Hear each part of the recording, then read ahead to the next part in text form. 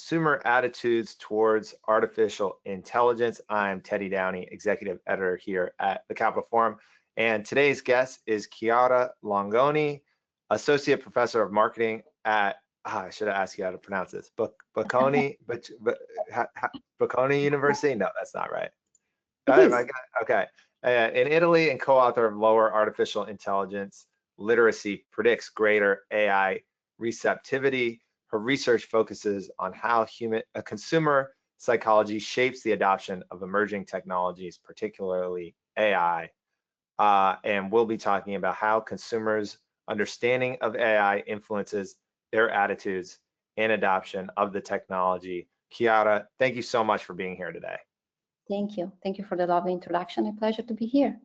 And before we get started, if you have questions, please type them into the questions pane of the control panel. We'll collect questions throughout the call and address them later in the call. If you have any issues, email events@tcfpress.com. And Chiara, maybe I think the first step is just, how did you think about doing this paper? I think it's a really fascinating topic. I would never have thought of it. So I'm curious to get in your head of how did you even begin to think about doing this, and then maybe we can get into sort of the structure of how you went about the study. Sounds great. So this is going to be at the intersection of the being in the trenches in the review process and evidence as to how research is research. So this paper came about because for another paper, we needed the reviewers basically asked us to test whether the effect that we were studying in this other paper was modulated by AI literacy. So by how much people objectively know about AI. And so we started this search thinking that surely there must be existing measures of AI literacy given that everybody and their cousins is talking about AI. And it was only when we couldn't come up with an existing measure of that we decided that we needed to basically create and validate our own. So it is not entirely true that we don't have alternative measures of AI literacy, but what exists is either specific to a platform, like there are scales measuring how much a person knows about then Facebook, or how much people located in Germany in a very specific occupation know about computers. Whereas what we needed was something that was across domains of application that tested knowledge, conceptual knowledge of AI and how AI works and the ethical implications of that. The other limitation of existing scales was that, and this is something that has come up in how this paper is being received, which is that there tends to be a conflation or a muddling between objective knowledge of AI and subjective knowledge of AI. So what we wanted to get and what we test is how much a person objectively knows about AI and how it works, not how much a person believes that they know about AI. And so basically, because we couldn't find what we needed, we had to roll up our sleeves. And so we created, I think in the paper you can find two versions of that. So we started assembling a set of questions, testing, again, conceptual and technical knowledge of AI, and then we narrowed it down. And we have two versions that we used in the paper. One is 25 items, and the other one is a little bit shorter, is 17 items. And so because we needed this measure, we wanted to validate it. And if you want, we can get into the details on how we did that.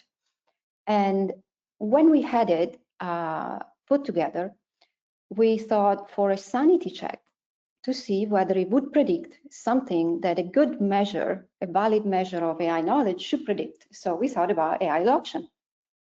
So we ran studies in which essentially AI literacy was the independent variable or the predictor.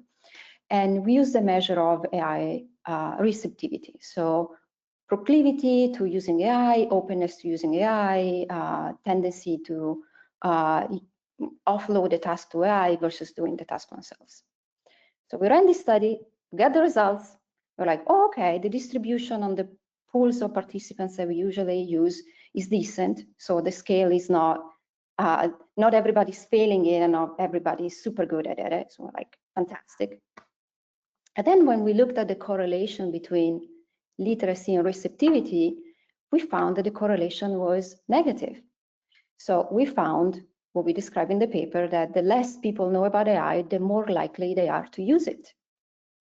And the three of us looked at ourselves and we thought, okay, certainly we are wrong.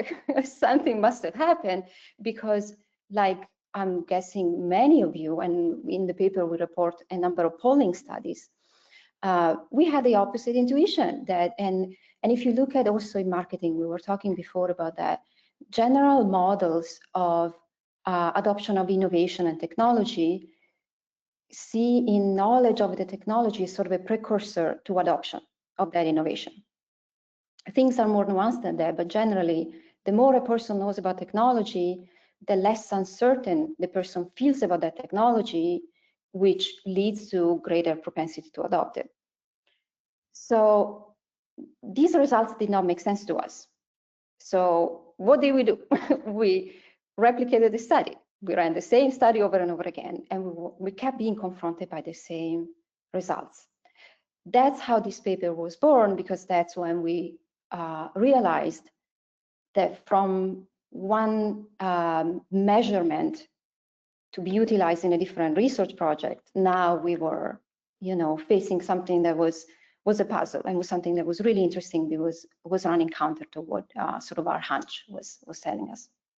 Yeah, I mean, I couldn't agree more that it was counterintuitive and surprising result. How did you define AI literacy? I think that's a really interesting challenge in and of itself. And maybe you mentioned you could get in the weeds a little bit more on that. I'm certainly interested in learning more about that. Yeah, so in that way, we were helped with existing conceptualizations of AI literacy.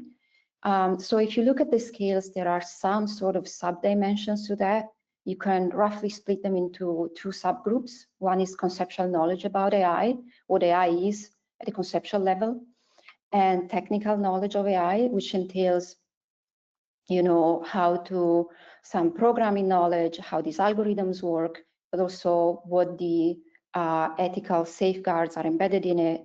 There are some questions also more applied in terms of privacy, specific to certain domains, general across domains, and so forth.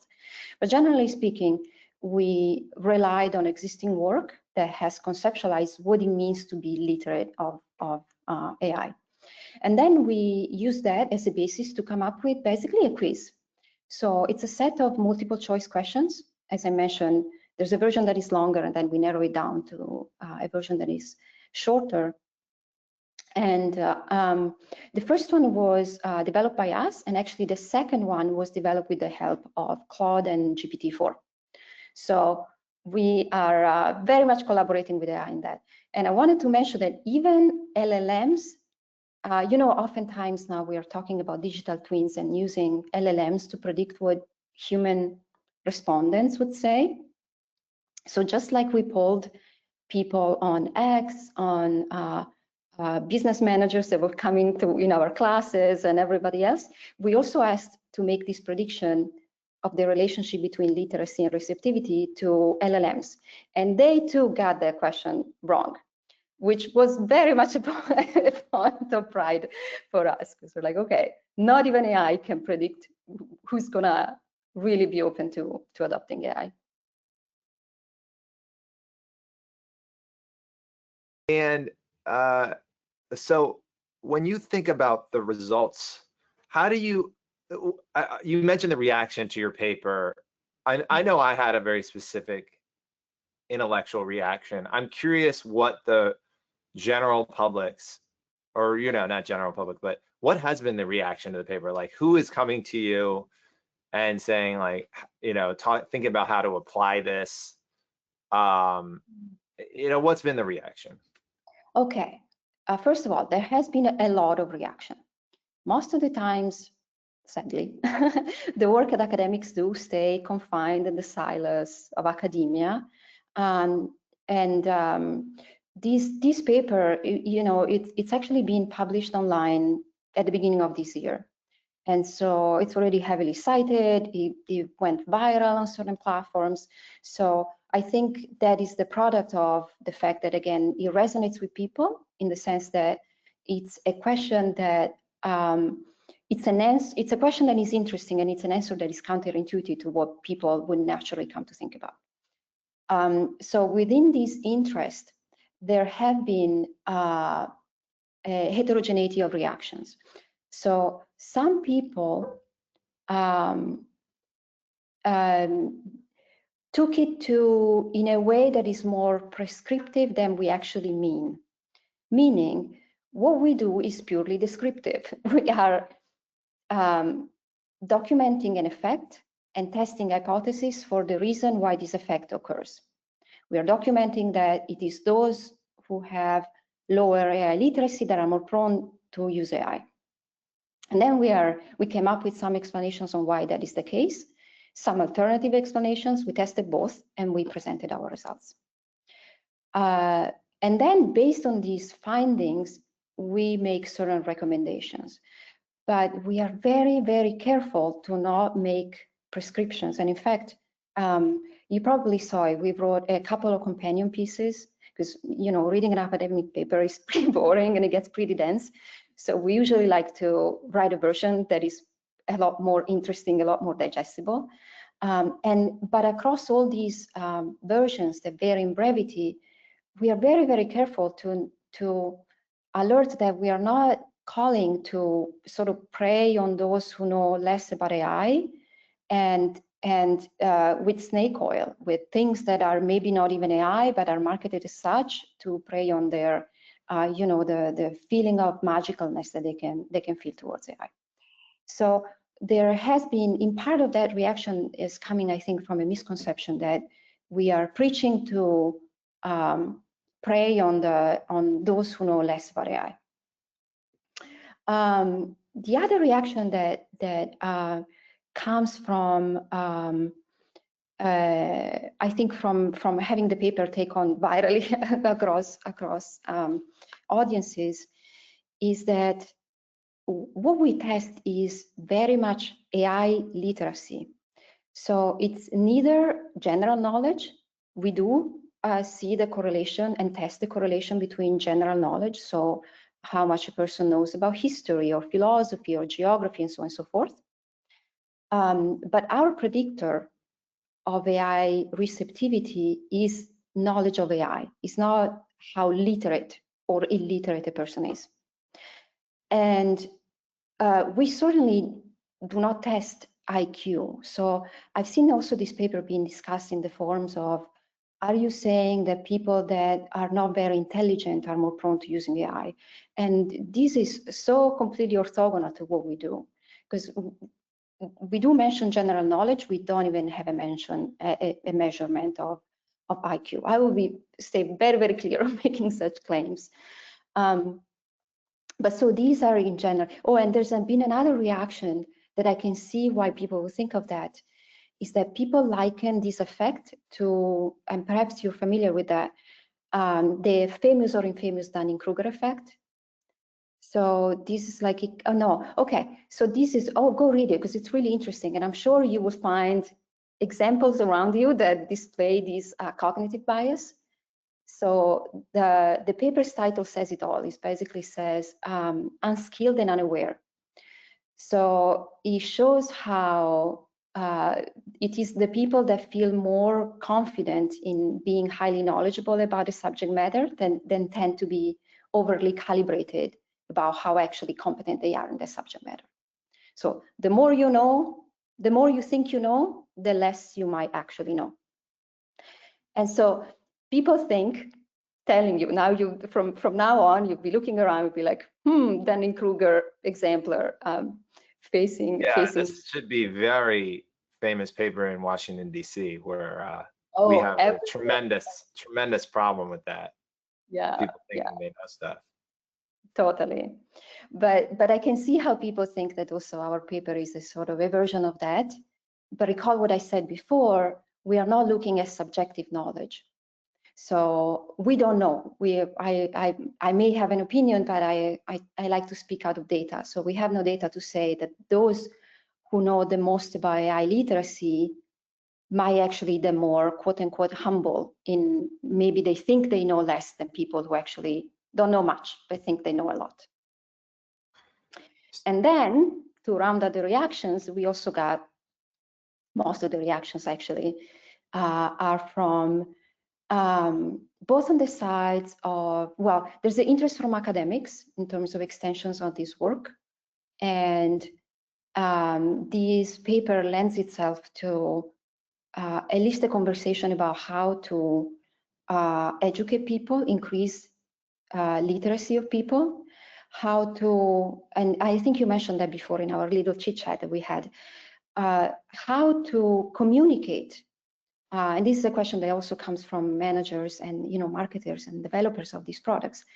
How to communicate about AI products and services to different segments of people that might vary on the level of AI literacy.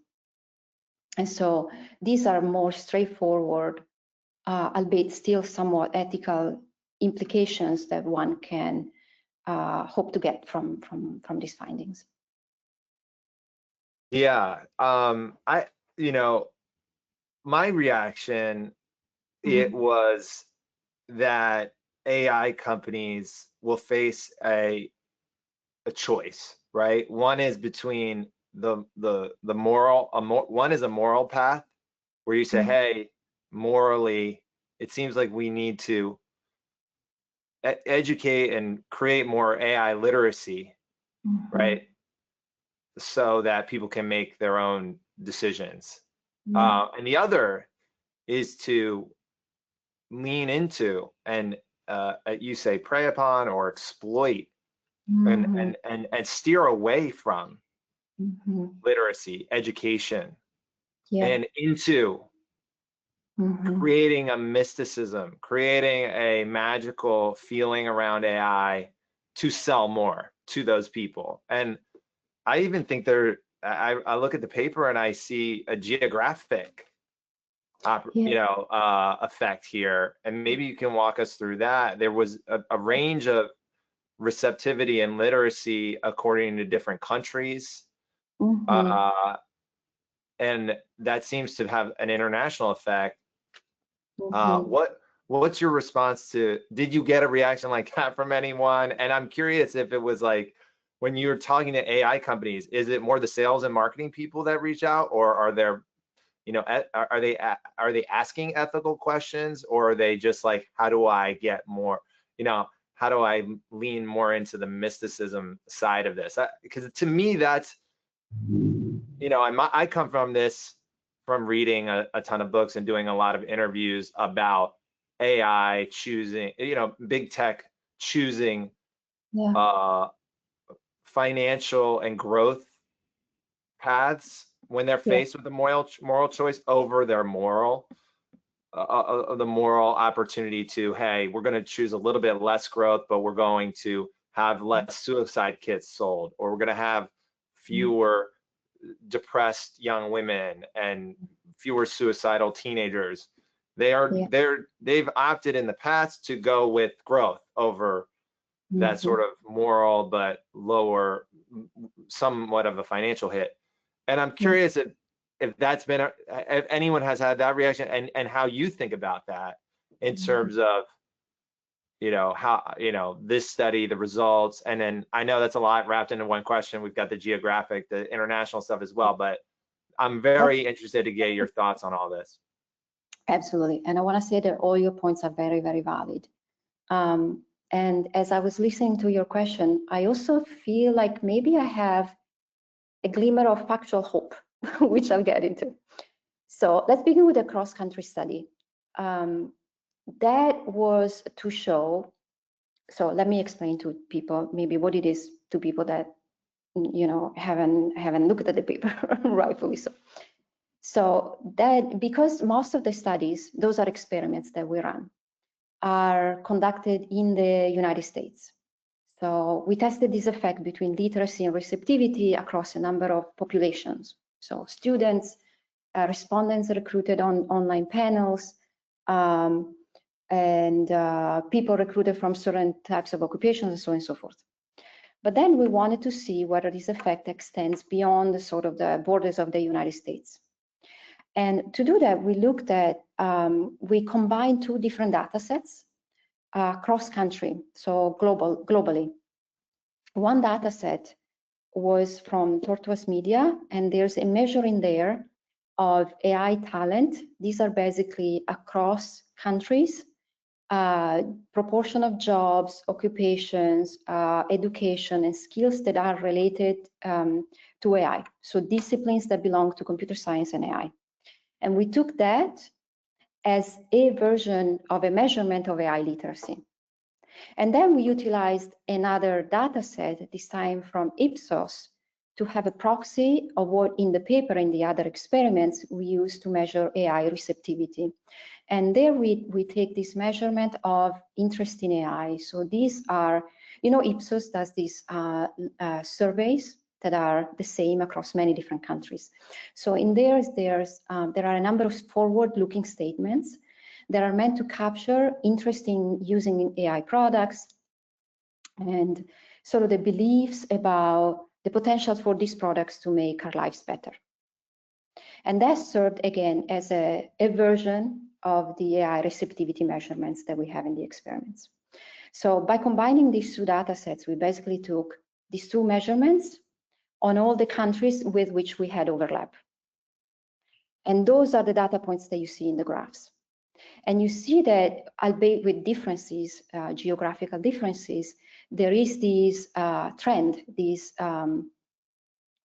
that carries over cross-country and globally, where once again, it is those who have lower AI literacy, or in the verbiage of the study, they have lower AI talent, that show the greatest AI interest, or in other words, the greater interest, receptivity to AI.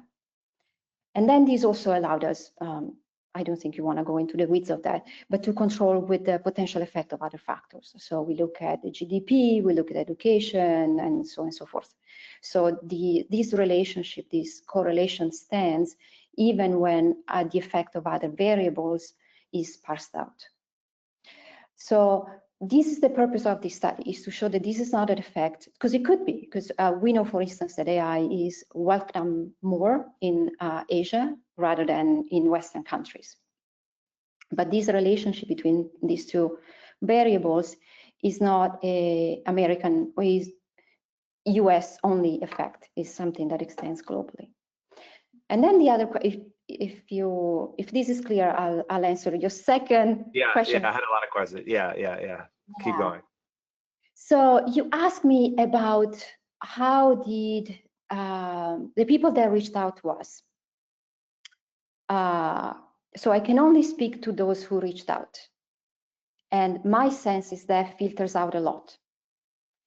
So I think the points that you made are valid, and you asked me if there are sort of predators, marketers that want to use these findings to be more skillful in targeting audiences that might be more prone to follow AI blindly. I don't think these people will reach out to us, and they haven't.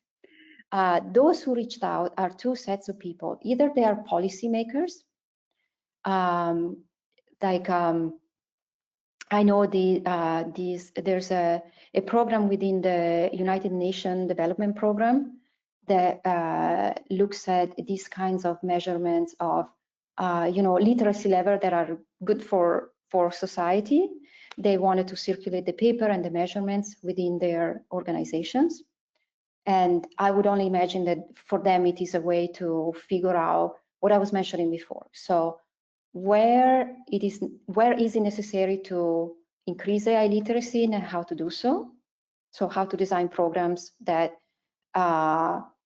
teach the things to the people that need to be taught these things. And then on the side of AI companies and tech companies, those who reached out are those that felt, and I think earnestly so, validated in the fact that they want to.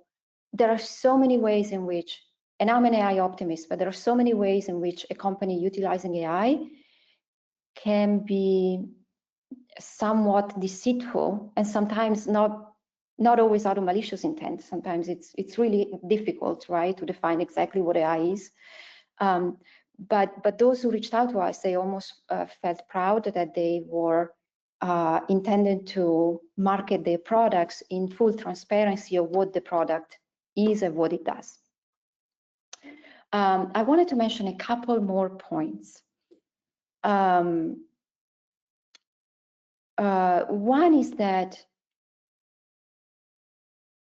these findings, the applicability of these findings is a sort of, can be seen in two steps. So the first is alerting marketers, those that design and deploy and promote AI tools, that they may be speaking to the wrong target segment. If they, like us, like you, share the intuition that they should be marketing these products only to those who know a lot about AI. So what we are saying is that, first of all, stop and consider that different segments might have different AI literacy levels. And if so, they should be addressed and talked to differently. And this, by the way, is not just consumer segments on the side of end users, but you know, AI applications are everywhere. You can think even within an organization in hiring and promotions. Those are AI, or in medicine, in education and in healthcare.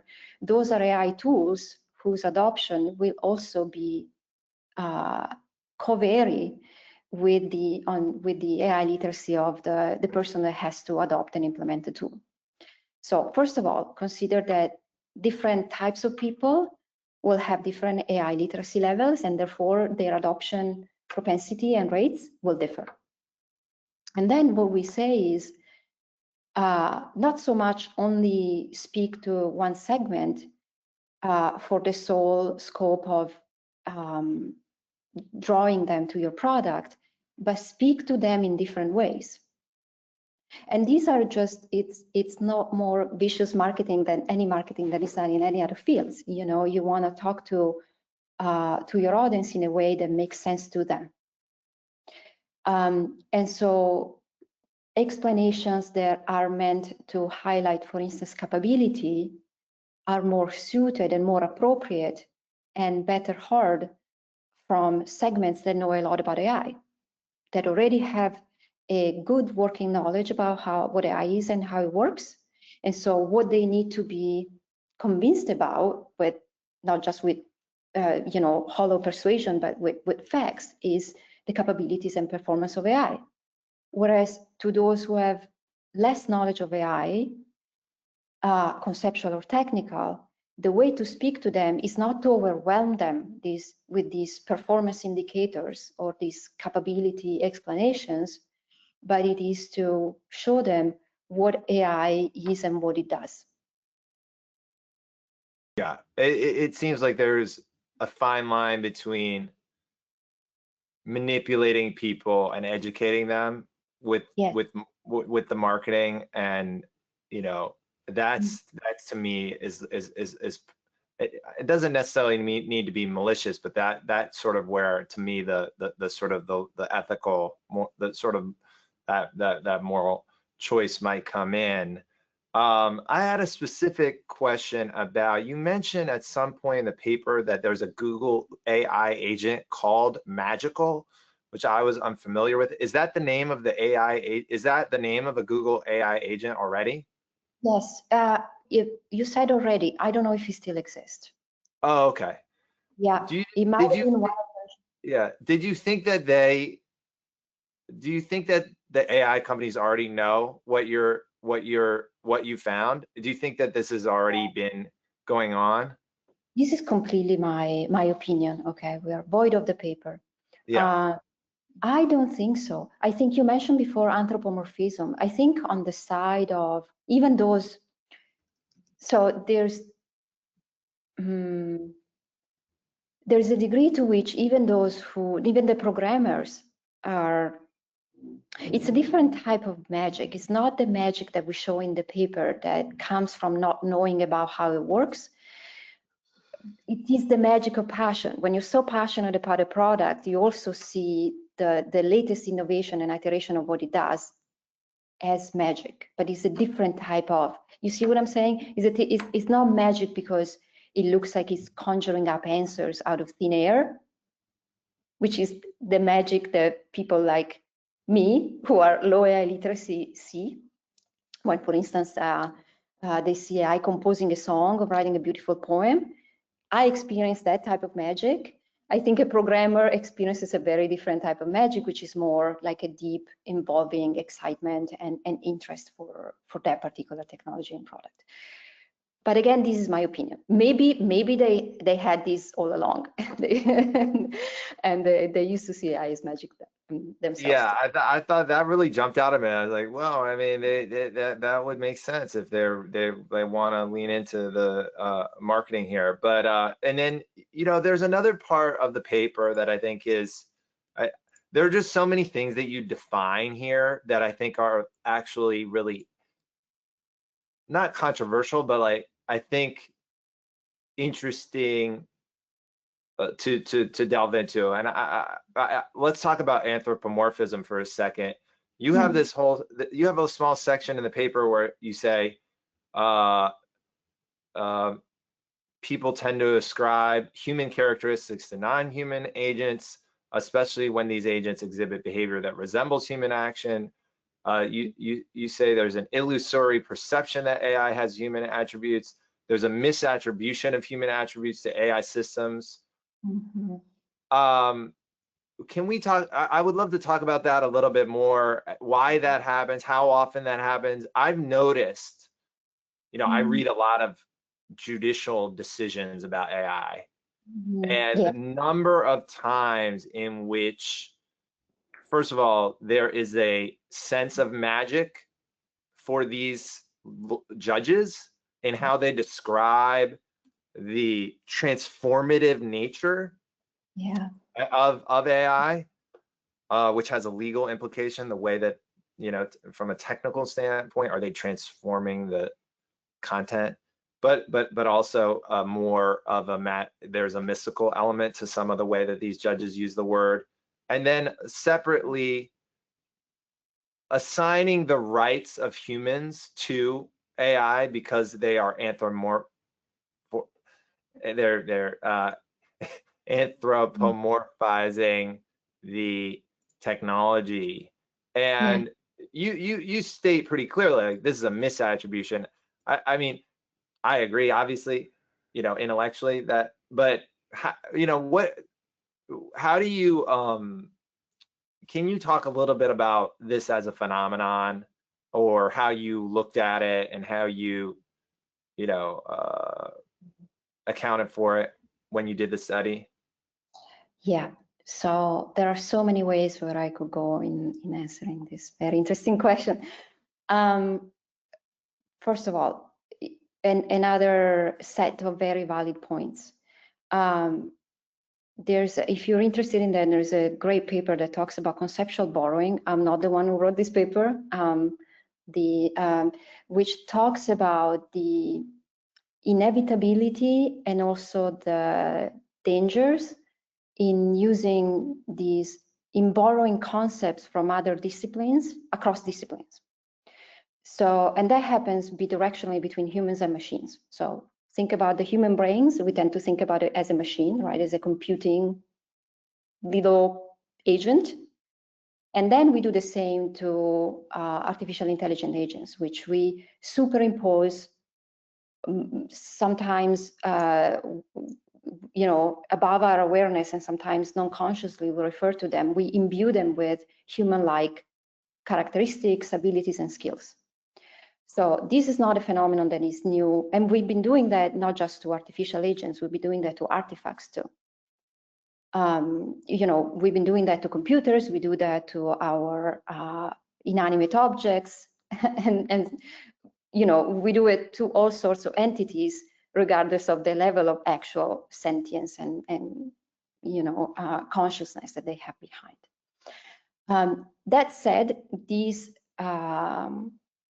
habit, which is very natural, because why do we do that? It comes from the necessity to explain very difficult things utilizing concepts that we are more fluent with, that are more easy to tackle.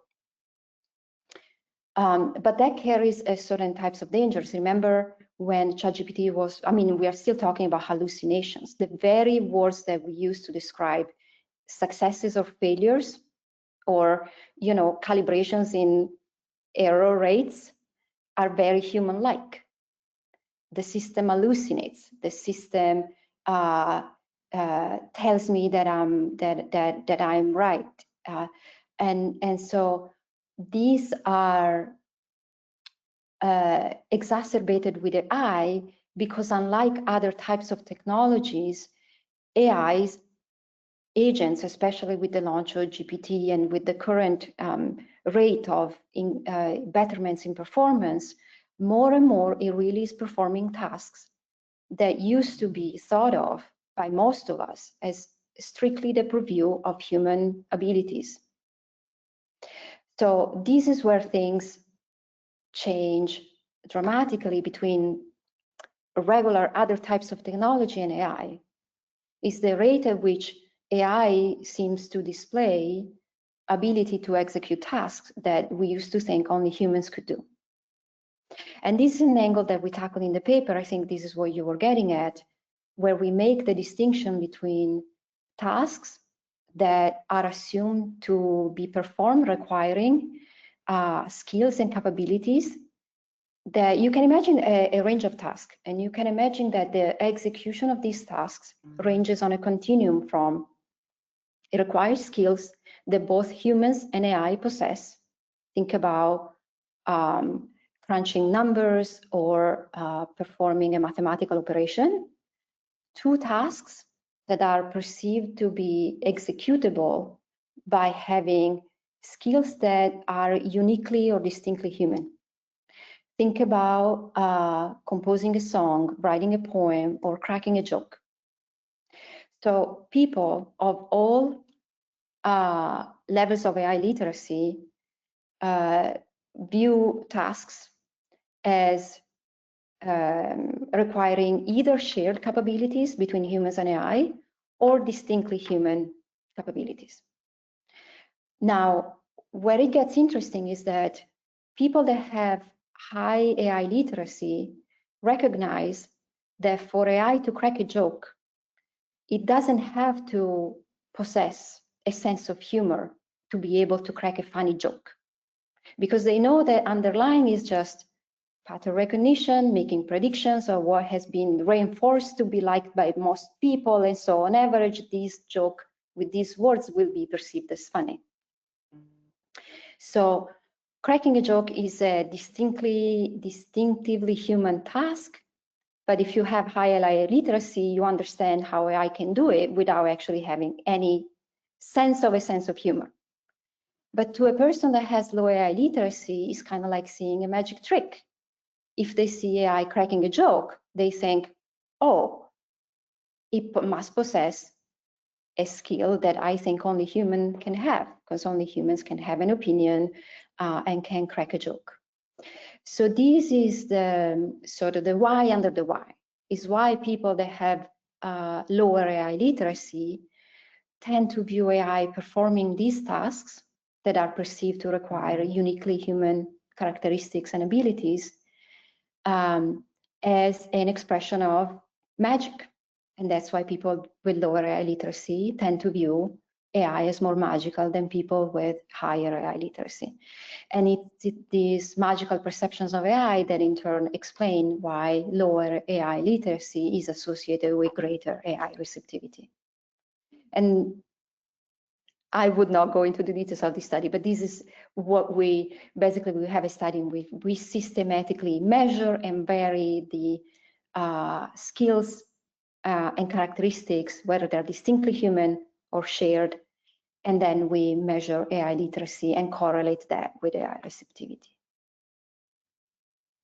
And I think that fits really nicely in with my question around how you talk to policymakers about this, because to me the if I'm a policymaker, I'm particularly concerned with predatory, or let's just call it the more manipulative or malicious side of the marketing opportunity here. And to your point, it seems like it's focused on these creative side where it's poems, art, music, things that humans are really uniquely suited to, or historically that people assign with human ingenuity. That also happens to be a similar area where there's predatory conduct around copyright and theft of intellectual property or otherwise creative works of humans. Is that fair to say that if you are making recommendations for policymakers around how companies would act in a predatory way to come up with laws or policies that would discourage that, that it would be in those areas, it would be in the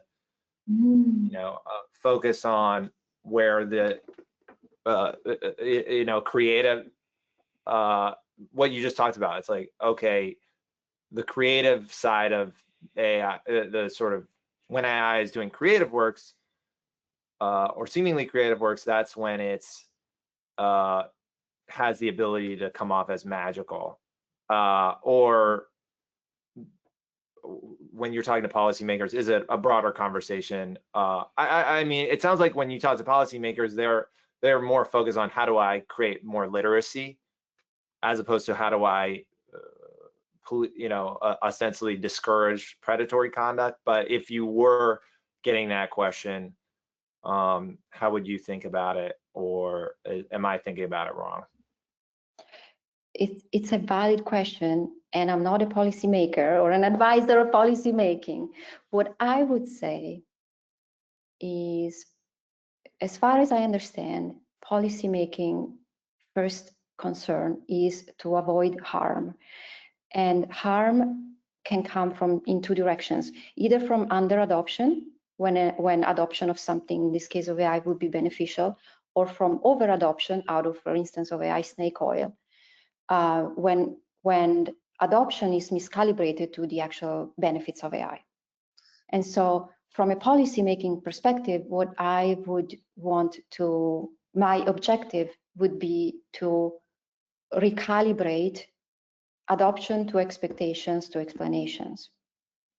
And that would cut across tasks that you labeled as more creative or more emotional. I agree with you. That is, those seem to be the underlying qualities of these uniquely human tasks. But you would want to regulate also the tasks that seem to be shared, because those tap into the actual capabilities of AI, what AI can or cannot do. And both of these more creative and emotional tasks and these more computational and objective tasks can produce harm. So, and sometimes you're nudging me to think about a legal perspective, like, and I keep thinking about, I'm in Europe now, so I think about the European Union's AI Act. That is very much of a legal binding classification of AI technologies, some of which are forbidden. They're even prohibited from being implemented. And I may be wrong, but as far as I understand, some of them are not even commercially and not even available yet. They're even, because of their, for instance, one of the classes of that is when AI tools have manipulative intent. So they cause harm because they are persuasively manipulative. Another one, are those that do surveillance and facial recognition and so on and so forth, if I'm not mistaken. But so those are, you see that those are, it's difficult for me to map them onto strictly creative or emotional tools, or strictly objective or more computational tools. But I can see how the principle, the regulatory principle, should be that of preventing harm. And I can see how, linking it back to our paper, they could appeal differentially to people that have different literacy level. And maybe this is and feel free to interrupt me, but I mentioned before that, and we haven't fully tested that, but I mentioned before that there's a glimmer of hope in our findings, because one of the alternative explanations that we tested was that of fear of AI and ethicality of AI.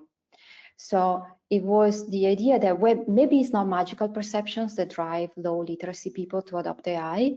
Maybe it is that people that have lower knowledge of AI view AI as more capable, maybe they are less fearful of AI, or maybe they view AI as more ethical to use than those that have higher knowledge. And sure enough, we find the opposite even in these regards. So it is not that people with lower literacy, AI literacy, want to use AI because they don't fear it as much as those with higher knowledge. It's actually the reverse. So the glimmer of hope lays in the fact that a predatory company that tries to really build the wrong sense of allure around AI might actually instill fear on the side of potential adopters who have lower literacy. And if so, this would actually be counterproductive to them. A very same reasoning when it comes to capability and when it comes to ethicality. That is good that, look, if you want to act in this predatory way when it comes to marketing, there are some risks there as well. Not just if some lawmaker found out, but actually in just turning the user, the customer against you potentially. Also, I thought it was really interesting that obviously there's two different phases of this. One is regulating and assessing the harm or benefit of the underlying technology, the underlying tool, the underlying capability versus the marketing, right? And it's almost like those are two separate things here. I think that's that presents a challenge as well. It's like regulating marketing is a tricky thing in and of itself, beyond just being honest and truthful. But are there any we obviously have a lot of policymakers and decision makers on listening into this. Do you have any other thoughts for them to consider and that you really want them to take away from your paper, and anything else that you're looking at that you think as a follow-up to the paper that you want people to know about? Just a couple of things, random thoughts that are coming to my mind as I listen to you. One is you mentioning it's difficult to regulate AI tools, and then there's a piece also about marketing, and that had me thinking about the very definition of AI, because that is part of marketing too, right? Like when you present a tool, do you call it AI? Do you call it technology? Do you call it automation? What do you call it? And that difficult, that ethical, that's an ethical decision. In part, it is a factual decision, but in part is also, there's a gray area basically in what we should be calling AI on the basis of facts, and what we should be calling AI on the basis of regulation and legality. So it is no coincidence that the definitions of AI legally across regulations in Europe and in the US is not the same. I think the latest administration's AI action doesn't even include the word artificial intelligence in their regulation. Maybe it talks about systems or something like that. So this is because from a policymaking perspective, the definition of what counts as AI is incredibly important, because it determines where the regulation applies. And that also should take into consideration sort of more technical, factual considerations, but also more social considerations, because it also matters what people consider AI. you know, do consumers think that Alexa is AI, and is Alexa regulated legally or is it not? And these are, you know, are questions that are both philosophical, questions of business. You were mentioning before, you know, trade-offs between adoption and doing the morally and ethical thing, and so on and so forth. And of course, they have legal ramifications as well. The other, you mentioned, also asked me if I have follow-up work. With this specific paper especially, we are collecting measures of AI longitudinally. There is I think we linked it in the HBR, in a Harvard Business Review piece that we wrote. It's just a free website where people can go, and if they're curious about their level of AI literacy, and of course, if they want to leave us this information, and we are simply collecting AI literacy. So they get a score and we record that score. Any other information is not collected and is fully anonymized. But basically, we are interested in tracking AI literacy over time. We are also exploring AI literacy in connection with more perceptions of the risks and trade-offs between benefits and risks of AI. And then, because you're mentioning before intellectual property rights, but here we need another hour to talk about that. This is a different paper that we have in the work, which looks at actually intellectual property rights. So we're looking at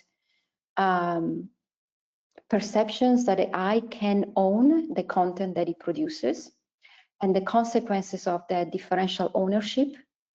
Because, spoiler alert, AI cannot own something to the same extent that a human creator can own what it makes. And that has repercussions for how misappropriations are viewed morally. So what we find is, we call it the human AI unethicality gap. So stealing from AI is perceived to be less unethical than stealing from a person.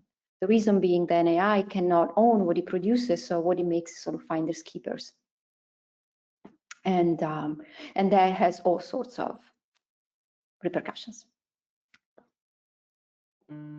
Reminds me of when the you know, because ostensibly when you're putting in the input, you're prompting the AI to do something. It's like when you're playing a video game and people record themselves playing video games. I've seen this as an interesting IP issue. It's like, well, I'm playing the video game. That's so interesting. You know, and so if I just take out the music, or I take out something that's not like totally me doing it, I get it's not your IP, it's my IP.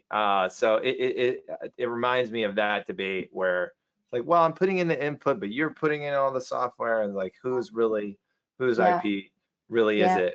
But as you mentioned, I mean, I'm very interested in that. I look forward to that paper, so I have a chance to invite you back, because this has been absolutely fascinating.